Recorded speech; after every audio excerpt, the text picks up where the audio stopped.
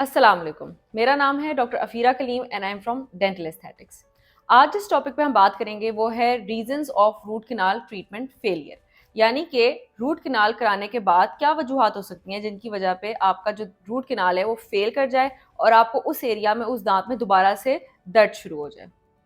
तो इसमें हम सबसे पहले बात करते हैं कि हमें पता कैसे चलेगा कि हमारी जो रूट कैनाल हमने कराई थी वो फेल हो गई हुई है। सबसे पहले तो मेजरली जो पेशेंट्स को पता लगता है वो ये होता है कि उनको पेन होने लग जाती है उस एरिया में दोबारा से। समटाइम्स वो कहते हैं कि जब हम उस एरिया में बाइट करते हैं तो उनको बहुत ज़्यादा प्रेशर महसूस होता है, टेंडर यानी कि बाहरीनेस महसूस होती है उस एरिया में। दूसरा, उनको उस एरिया में समटाइम्स स्वेलिंग भी आ सकती है और कोई पस वाला दाना भी बन सकता है जो कि उनके मसूड़ों के ऊपर बनेगा, उसी दांत के ऊपर जिस दांत की उन्होंने रूट कैनाल कराई हुई होगी। तो ये सब चीज़ें जब होंगी तो हम बता सकते हैं कि जो रूट कैनाल आपने कराई थी वो जो है फेल हो गई हुई है। अब हम बात करते हैं कि इस फेल होने की वजह क्या क्या थी। तो रूट कैनाल ट्रीटमेंट फेलियर की दो मेजर वजूहत हो सकती है। पहली जो है वो पेशेंट की अपनी गलती या अपनी लापरवाही की वजह से हो सकता है। दूसरा जो है वो डेंटिस्ट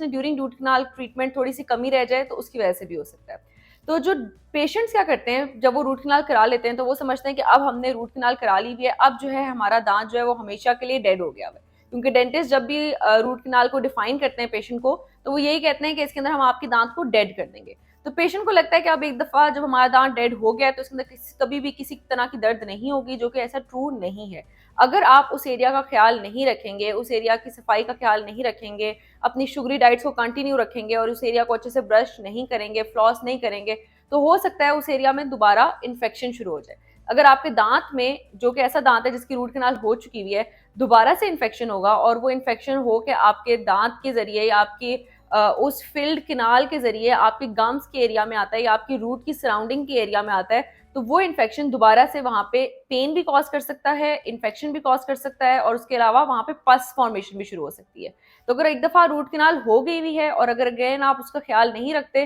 तो चांसेस हैं कि आपकी रूट कैनाल जो है फेल हो जाए और इस एरिया में आपको दोबारा से पेन होने लग जाए। समटाइम्स ऐसा भी होता है कि आपने रूट कैनाल करवाने के बाद अपने दांत के ऊपर फिलिंग करवाई हुई होती है और वो फिलिंग जो है वो डिसलॉज हो जाती है, यानी कि वो फिलिंग जो है वो निकल जाती है। ठीक है, अब जब फिलिंग निकल जाएगी तो आपके दांत के अंदर की रूट कैनाल जो है वो एक्सपोज हो जाएगी और बैक्टीरिया जो है आपकी आउटर एनवायरनमेंट से आपके दांत के अंदर एंटर हो सकता है और आपकी दांत की सराउंडिंग में जाके री इन्फेक्शन यानी कि दोबारा से इन्फेक्शन करवा सकता है। तो ये भी एक वजह हो सकती है कि आपको दांत में दोबारा से दर्द होने लग जाए। तो समटाइम्स रूट कैनाल ट्रीटमेंट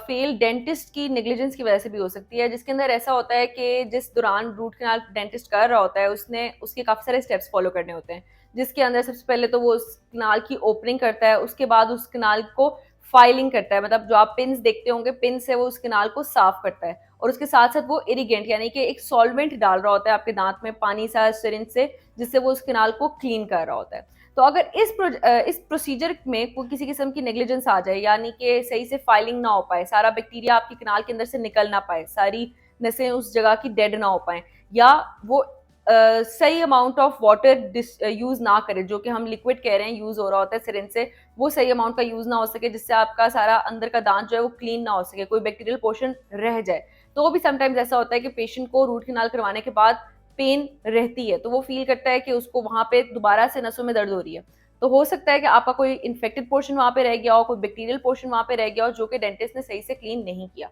तो इसकी भी कोई मतलब लॉन्ग टर्म प्रॉब्लम नहीं होती। अगर आप दोबारा विजिट करेंगे, आपकी रूट कैनाल हुई हुई दांत को दोबारा से ओपन करके वहां का फिलिंग निकाल के दोबारा से उसको क्लीन किया जा सकता है और आपकी रूट कैनाल ट्रीटमेंट को सक्सेसफुल बनाया जा सकता है।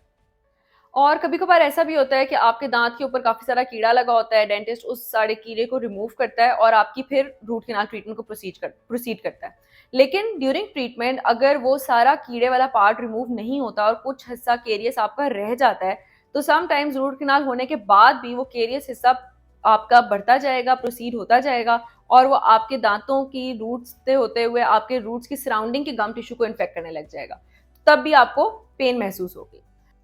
तो ये सारी जो बातें हमने की हैं, इसके अंदर आपका वही दांत आपकी रूट कैनाल ट्रीटमेंट फेलियर का वजह बन रहा होता है जिसकी आपने रूट कैनाल ट्रीटमेंट कराई होती है। लेकिन समटाइम्स ऐसा भी होता है कि आपका जो इन्फेक्शन है वो आपके गम्स के रास्तों से आपकी रूट के पास पहुंचता है, यानी कि आपके मसूड़े जो हैं वहां पे किसी किस्म का कोई इन्फेक्शन होता है, उनकी आप क्लीनिंग सही से नहीं कर रहे होते और उस बाहर के रास्ते से आपका जो इन्फेक्शन है वो आपकी रूट कैनाल ट्रीटेड दांत की बेस पे पहुंचता है और आपको दोबारा से उस एरिया में पेन कराना शुरू कर देता है। तो अगर आपके साथ भी कभी ऐसा हुआ है कि आपने कोई दांत रूट कैनाल करवाया है और अभी भी आपको पेन हो रही है, तो आपने परेशान नहीं होना। ये दांत रूट कैनाल ट्रीटमेंट के फेल होने के बाद भी बचाया जा सकता है और उसकी दोबारा से री आरसीटी, री रूट कैनाल की जा सकती है, जिसके अंदर ट्रीटमेंट और जो है वो डॉक्टर वही फॉलो करेगा, वही स्टेप्स को फॉलो करेगा, आपके इन्फेक्शन को दोबारा से वो ड्रेन करेगा, दोबारा से निकालेगा और आपके दांत को दोबारा से प्रोटेक्ट कर सकता है। तो अगर इस तरह का कोई भी इशू हो तो आपने दोबारा से अपने डेंटिस्ट को विजिट करना है। वो एक्सरे करके, कुछ टेस्ट करके आपके इस प्रॉब्लम को आइडेंटिफाई कर सकता है और आपके दांत को रीसेव कर सकता है।